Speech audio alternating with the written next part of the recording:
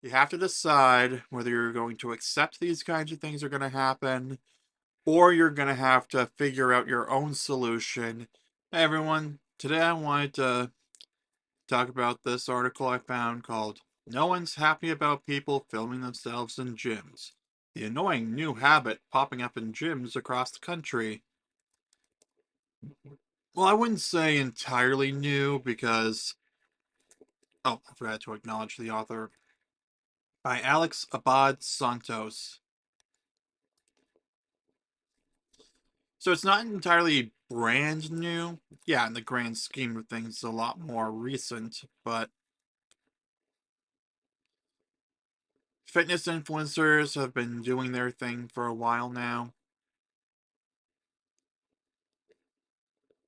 And a lot of people, I guess you could say they want a virtue signal or show off that they're at the gym, which I can respect. If you want to show off what you're doing, you're going to the gym and you,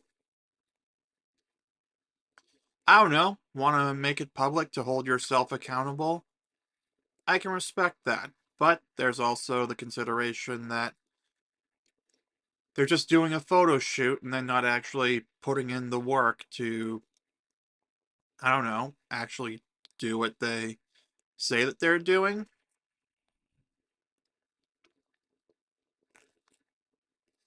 I was a Planet Fitness member from May of 2021 until January of 2022. I really only went in May and June, and then I think early July. And yes, I fell into the habit of not utilizing a gym membership that I paid another solid 6 months for before I finally walked into the place and canceled in person. I mean, the guy at the front desk was a darn good sport about the whole thing.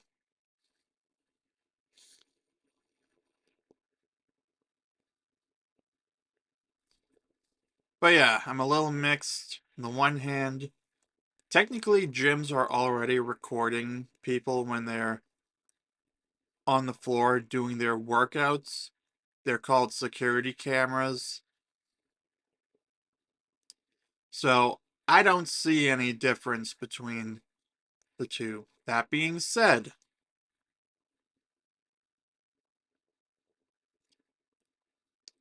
if the gym says no recording, respect the rules. If you really want to be able to take photos or videos or record yourself working out, you're going to have to set up a home gym. That's just the harsh reality.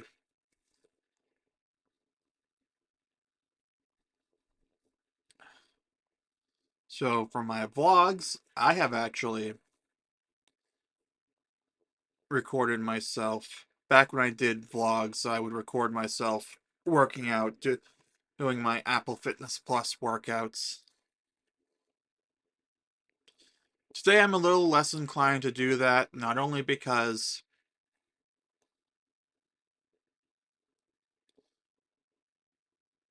I don't use it in any content that I publish, but also I like to work out in just gym shorts. Because I would do core, strength, kickboxing, mindful cool down. I haven't done it in a while though because of my back and then my wrists, which both of which are feeling better. My back more so than my wrists. But enough about my fitness habits. Give this video a like, comment down below what you think of people filming themselves in gyms, which are public spaces. Obviously, if they film in the locker rooms, I shouldn't have to say this, but that is wrong, and that is going too far.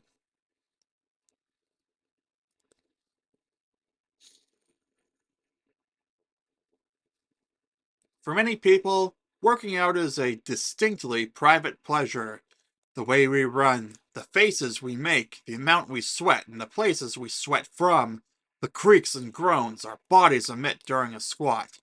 These are our own little secrets. The last thing we want is to be filmed climbing up imaginary stairs, lifting, pulling, and pushing heavy things. But if you ever want to see what it's like to be unburned by these inhibitions, all you need to do is go to any gym and find a person hitting record. They're setting up their tripods near Stairmasters. They're propping phones up on dumbbells. They've turned the squat rack into a studio. From Planet Fitnesses and Blinks to Equinoxes and Lifetimes. So very many people are filming themselves working out. At the same time, some of these lycra-clad narcissuses are alienating their fellow gym goers who are just trying to heft something heavy in peace. The clashing tension between the two raises some questions. Why are all these people filming their public workouts? Are there really that many fitness influencers? Is this making anyone stronger and faster? Where are all these videos going? Perhaps, most importantly, do gym filmers know how irritating they can be? Who's going to tell them? Let me try and answer that. Why are they filming their public workouts? Because it's a public space. And they probably have, like, content they have to make. Are there really that many fitness influencers? There probably aren't that many making it full time, but there, there are probably some fitness influencers and then a whole bunch of wannabes. Is this making anyone stronger or faster? Well, that depends on how they're doing it. If they're doing the workout first and then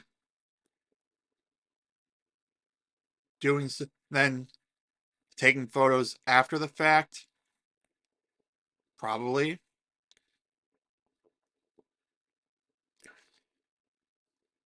It might be making them stronger and faster in the sense that they're using recording to hold themselves accountable to someone else. Where are all the videos going? YouTube, Instagram, TikTok, and I would assume some are probably going to just the fans, if you know what I'm talking about.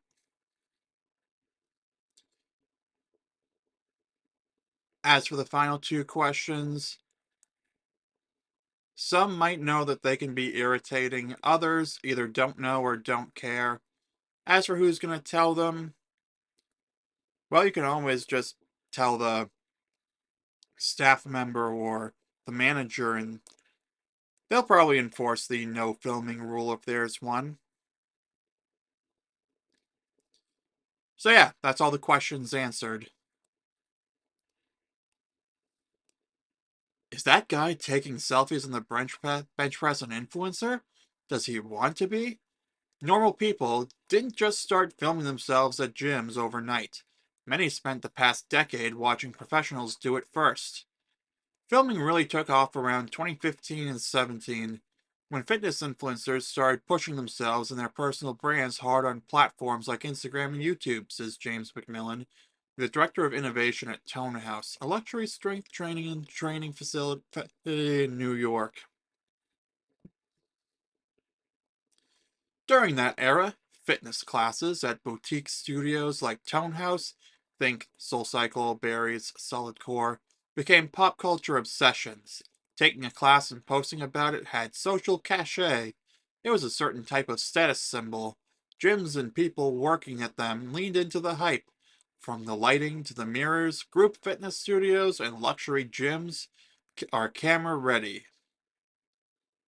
Trainers teaching those classes have become mini celebrities themselves and would post their workouts and social lives to promote their businesses and personal brands. Don't spot me, bro. Just make sure I look great. From Mel Melkin, Los Angeles Times via Getty Images. To no one's surprise, it turns out that a lot of people liked watching attractive, fit people sweaty and shirtless, or in tight athletic gear. Instagram's algorithm still favors this type of content. It may seem counterintuitive, but the 2020 pandemic lockdowns actually accelerated filming, especially for regular fitness buffs. McMillan says that when in person classes were put on pause, influencers and non influencers alike started posting their workouts outdoors, at home, private gyms, more. For many, exercise was more than a health necessity or a hobby. It was a lifeline to feeling normal again, a heart pumping, self improving way to forget that were in the middle of a pandemic. If you couldn't share that with others in person, you at least could online. When gyms and workout classes opened up again, people's social media habits carried over. Everyone became a content creator and the gym became their stage, McMillian said.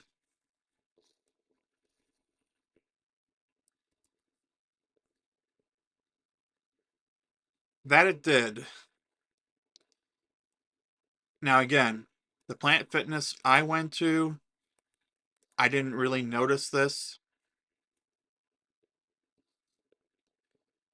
And if I'm being perfectly honest, there's probably it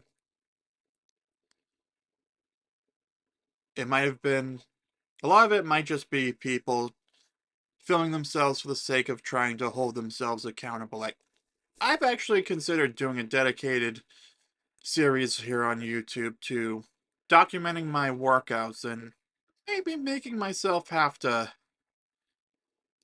eat a little healthier or smarter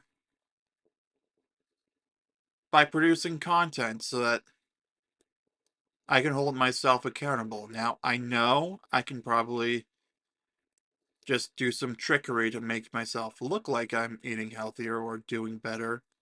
But really, my goal with fitness has always been to just not end up like Brendan Fraser's character in The Whale. For those of you who haven't seen it, Fraser plays a morbidly obese man in his final week of life. The way he struggles to get around that small apartment while being 600 plus pounds is horrifying.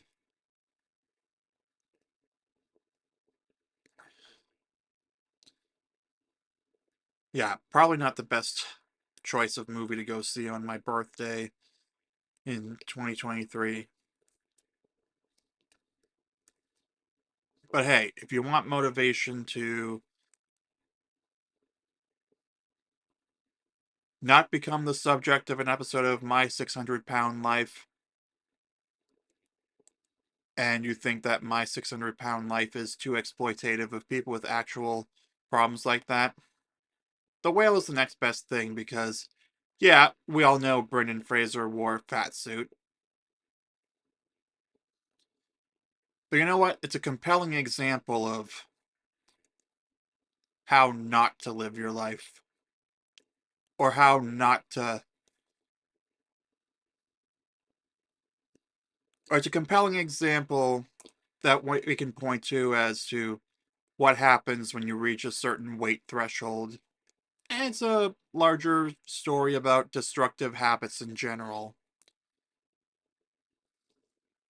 Actually, I was watching Matt Walsh's reaction to adolescence and that British politician who said they don't need to watch it to understand what's going on in the real world.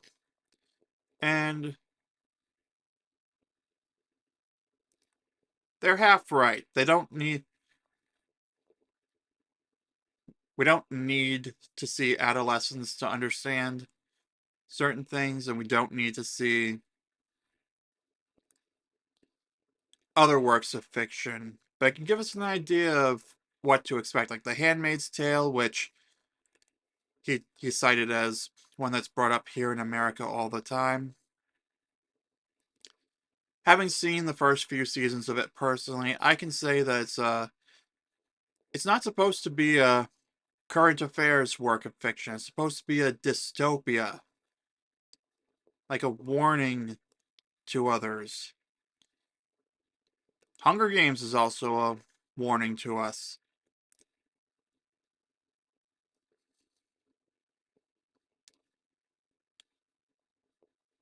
I could probably come up with more examples, but instead, I want to get back on topic.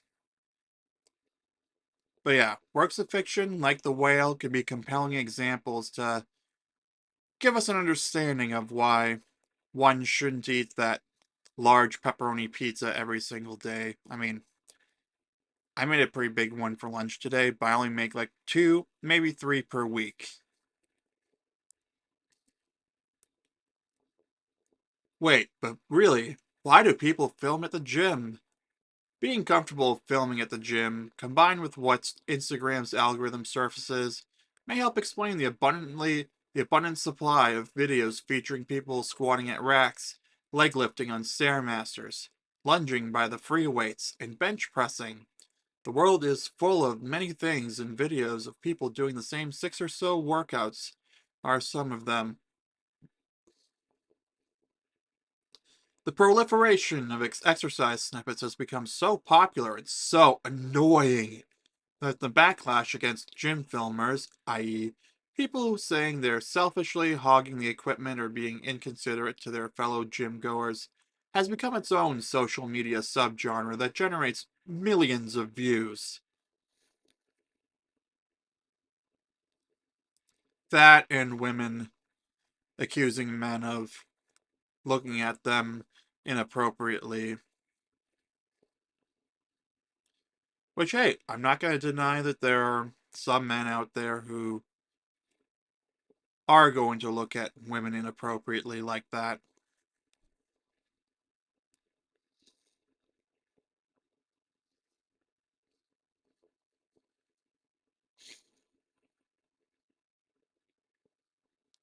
See, this is why I like to work out at home when I use Apple Fitness Plus.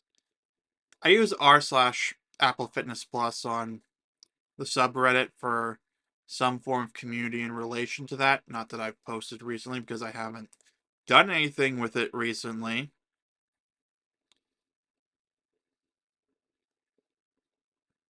But at a certain point, if you want privacy, you're going to have to figure that out.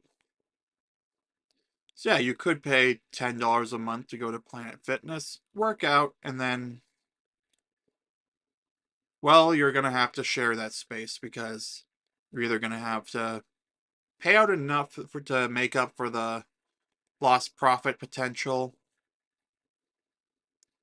to Planet Fitness, or you're going to have to set up your own space where you can. So, for example, me, I can just move my bedroom table up next to the wall so that I can roll out my yoga mat and work out there. But I digress.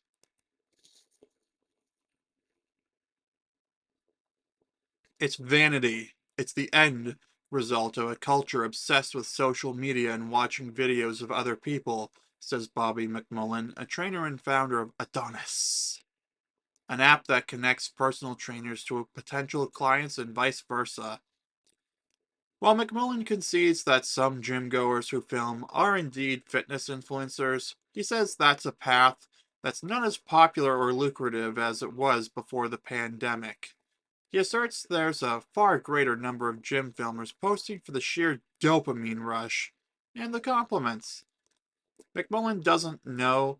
McMullen doesn't just know the power of praise because he spends so much time at the gym or because he's a fitness professional. He knows this because he's an unapologetic, apex level thirst trapper himself. He has over 18,000 followers on Instagram, and his losing battle with shirtlessness is a recurring feature of his online persona. They're doing it for the love of the game and their own social media, McMullen says.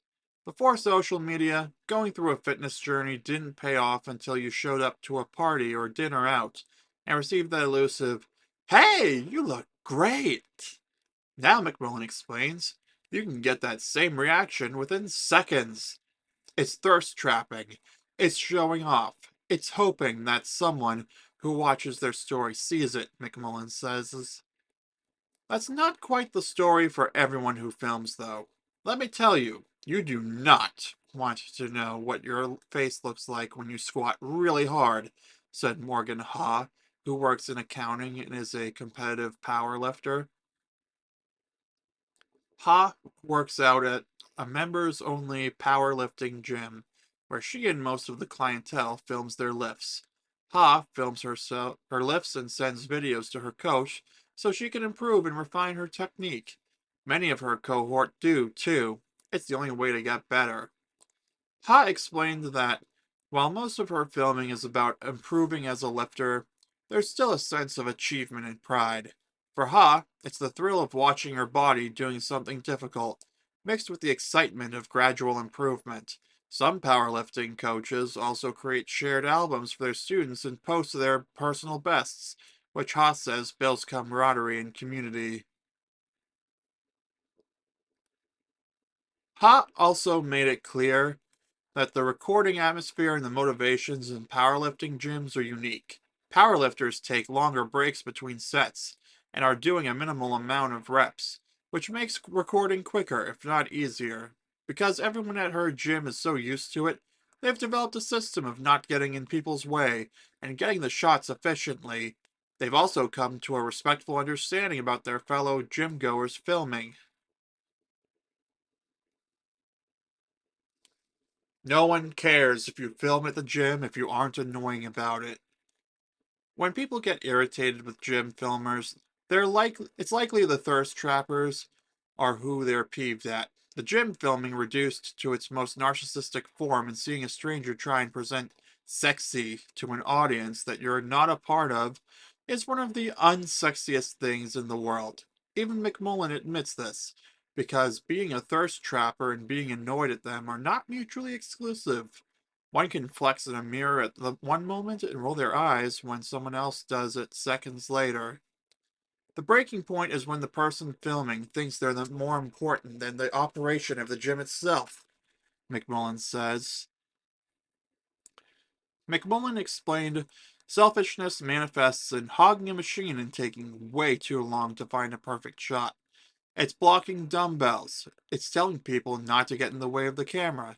Essentially, the filming at the gym comes at everyone else's expense. Yeah, at a certain point, you have to decide whether you're going to accept these kinds of things are going to happen, or you're going to have to figure out your own solution where you have the place all to yourself. I struggle with this myself in terms of living at home with my parents and my brother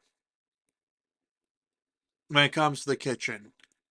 I like having the kitchen all to myself when I'm making my food. Unfortunately, sometimes my mom or my brother, not usually my dad, are either already there when I want to make something and I have to wait for them to clear everything of theirs, or they're trying to make me hurry up. So I have a choice. I can either figure out a time when they're not in the kitchen, or I just have to wait sometimes.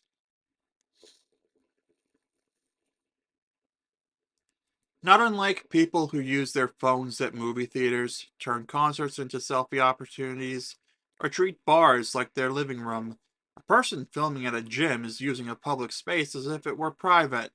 To some, everything is content. At the same time, few people are particularly fond of becoming an involuntary background character in what's socially understood as a shared space. Though many gyms have soft guidelines about respecting each other's space, privacy, and time when filming, it seems all but impossible to go back to a world before phones and tripods. The best we can hope for is understanding that if you're going to be annoying at the gym, be the least amount of annoying you can be. The way to avoid being that person is to keep your setup compact and out of high traffic spaces. Be quick to get your shot, don't film during peak hours, and be aware of your surroundings.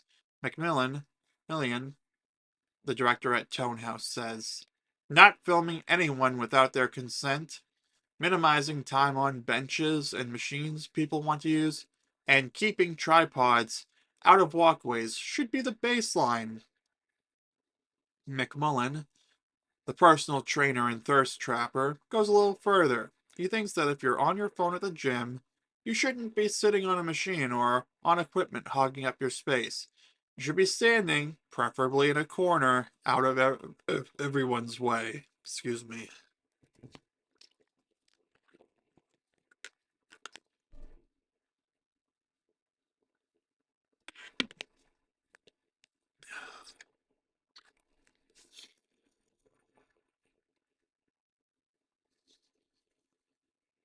He also believes that any new gym opening up might as well lean into the filming aspect. This means designing the space and lighting to make filming as painless and efficient as possible. The less time people spend playing creative director, the less time everyone else will spend being irritated. Gyms could also implement rules like no tripods if they've already put in the work to be studio ready.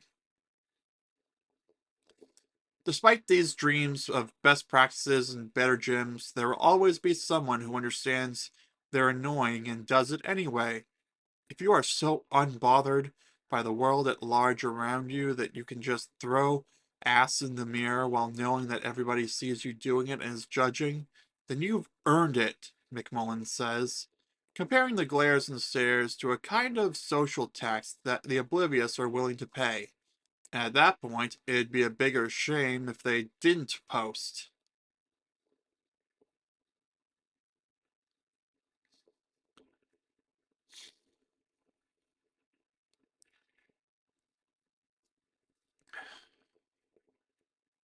Honestly, I'm going to say it again. At a certain point, you have to figure this out for yourself. You have to either choose to set up your own thing where you can control it all, or just focus on actually working out and then maybe getting what you can with footage.